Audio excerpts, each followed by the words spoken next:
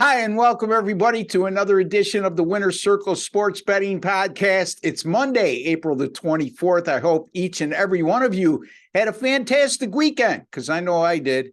We're going to be covering the NBA playoffs again today. The only difference between this podcast and the rest that I've done for quite a long time now is I'm flying solo. That's right. I don't have any of my partners with me today, as I couldn't commit to a time to record because I had some stuff to take care of this morning on a personal level. So here I am. It's close to 1 o'clock in the afternoon Eastern time, hopefully not too late for those of you to take advantage of this video. And if not, we certainly understand. But by any event, I'm going to be covering both NBA playoff games tonight between the Milwaukee Bucks and the Miami Heat, and the LA Lakers and the Memphis Grizzlies. Home teams, the Lakers and the Heat, both lead the series 2-1. Both are lower seeds.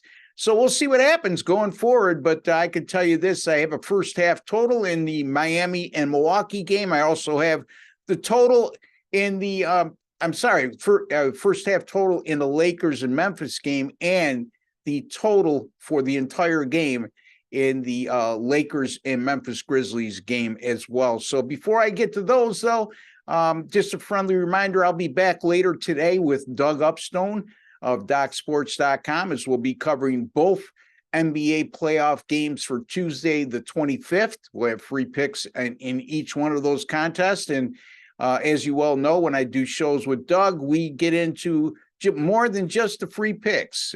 We get into sports betting information that hopefully, like with every show, folks, makes you a smarter sports bettor today than yesterday. That's what differentiates us from the rest, is there's a lot of videos out there these days that just give you a free pick, and you're no more smarter a sports bettor today than you were yesterday. All you got is a free pick in front of you.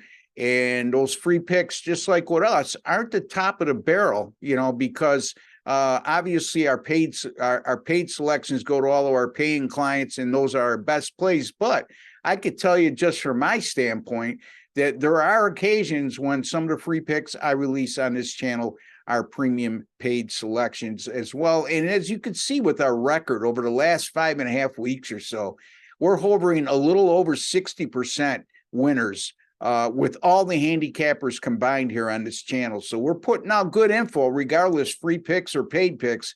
We want to win every time we release a pick to the general public. But as you well know, folks, that doesn't always occur. And if you have realistic expectations and you have an open mind, you're going to learn a lot and win a lot by following our channel. So please, if you have not subscribed, take a second to do so. Costs you absolutely nothing. No strings attached, no hidden agenda.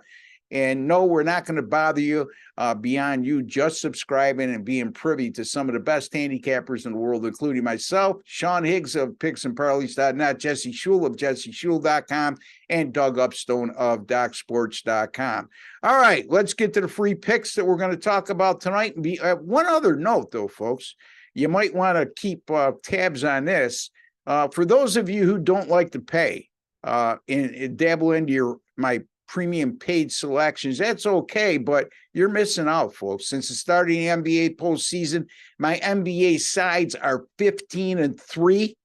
My NBA postseason overall, 16-9, 64%. So I've been flying high in the NBA since the postseason began, and that's nothing new for me on an annual basis. So again, it's a long season. The NBA has its challenges throughout the course of the year in terms of handicapping. We beat that topic to death, talking about player availabilities and all those kind of things that move lines at the last minute, makes it difficult. But at this time of year, it's about as stable as it comes, even though we're still seeing certain instances that leave us all scratching our heads with these late removals. Giannis for today, Giannis, I should say, Antetokounmpo, I hope I pronounce his name right. He's questionable for today. Jimmy Butler, questionable for today. Tyler Hero and Victor Oladipo, both injured in this series, and those injuries have resulted them being out for the rest of the playoff campaign. So a lot to be accounting for. And here we go. Let's start with the Milwaukee-Miami game. I already mentioned the injuries, folks. I already mentioned that Giannis is questionable. Jimmy Butler is questionable. Tyler Hero is out, and also Victor Oladipo is out.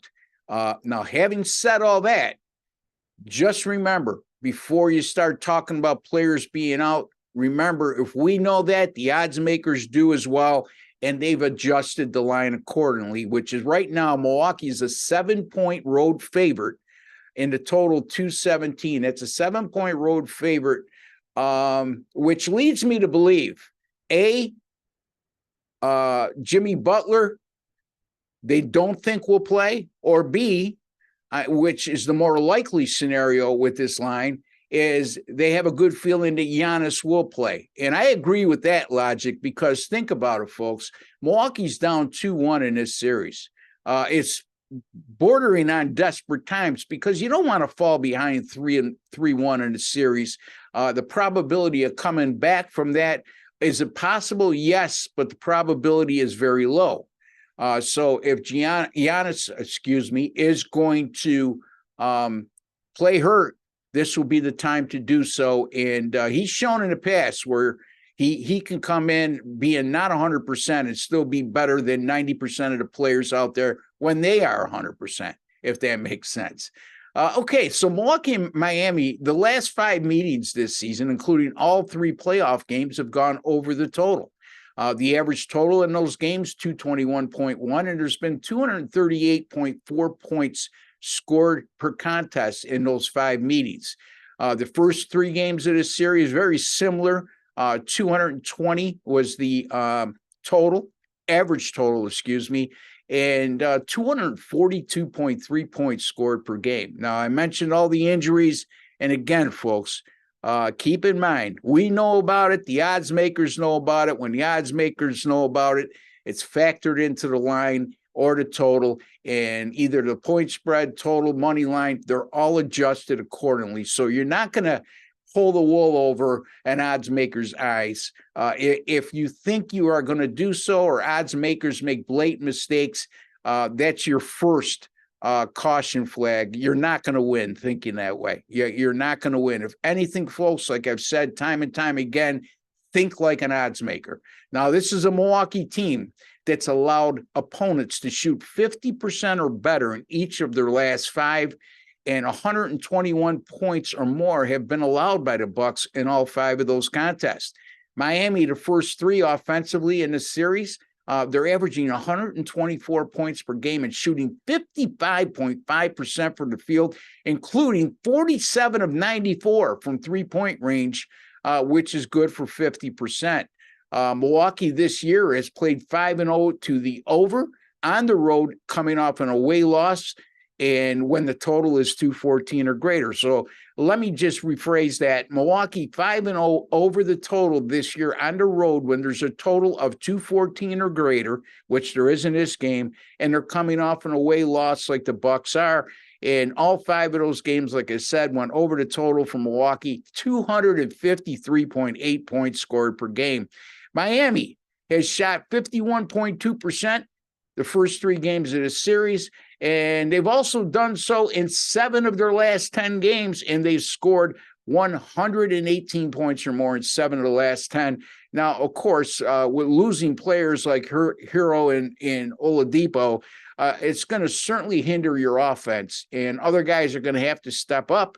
But I still think that this is a reasonable number for the Heat in terms of them being able to put up at least 105 to 110 points in this game.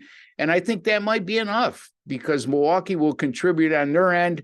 And, again, as much as Miami will be shorthanded, Milwaukee, also their defensive numbers I just alluded to are not very good. So it wouldn't take much for Miami to score anywhere from 105 to 110 points or more in this contest. Also, keep in mind that out of those last 10 games for Miami, 8 of them went over the total. I'm going to go with Milwaukee and Miami to go over the total of 217 in Game 4 on Monday, April the 24th. All right, let me get to my next game, and that's the Memphis and LA Lakers game, and that game's being played at LA. I almost want to say the Staples Center, but it's called something else. Now I'm going to look at the first half total in this game, which is 107.5. I really had to dig hard to come up with a favorite, which I felt would be a favorable betting value in this matchup.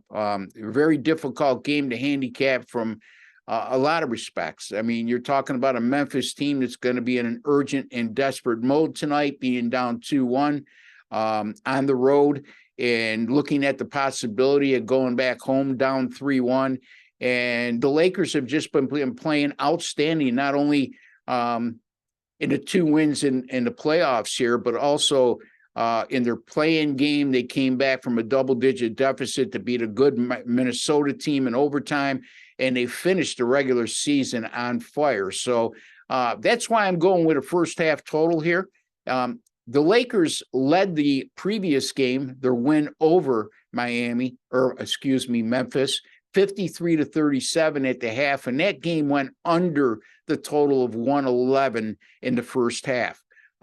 Series first half totals in this series have gone from 115 in Game 1 to 113.5 in Game 2 to 111 in Game 3 to this current number of 107.5. So you could see the odds makers have been adjusting the first half totals in this series accordingly, based on A, their numbers, and B, the perception of general public betting. They're anticipating bettors to come in with the under in the first half, and they've continued to move the line down to a series low 107.5 here in the first half.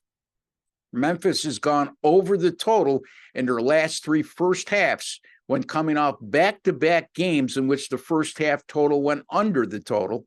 And those 3 games averaged 125.3 points per contest during first half action. So very good possibility here with Memphis. They've shown that they played over the total in the first half in this exact situation.